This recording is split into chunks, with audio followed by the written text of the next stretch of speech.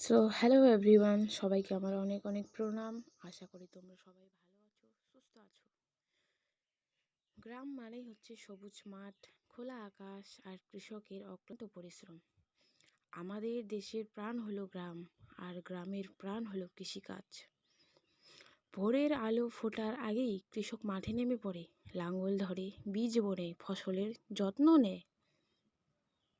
ধান, গম, শাক, সবজি সব কিছুই আসে এই কৃষকের ঘাম ঝরানো পরিশ্রম থেকে। প্রকৃতির সঙ্গে লড়াই করেই কৃষক আমাদের খাবার জোগায়। বৃষ্টি হোক বা রোদ, হাসি মুখে সে কাজ করে ও তার পরিবার তাকে সাহায্য করে। আমি কৃষকের মেয়ে, আমার হাতে লেখা রয়েছে রোদ আর বৃষ্টি। গ্রামের মাঠে যে মানুষটা নীরবে কাজ করে যায়, আমরা তাকে শুধু কৃষক বলেই চিনি। কিন্তু সে কি শুধু কৃষক? সে একজন মানুষ।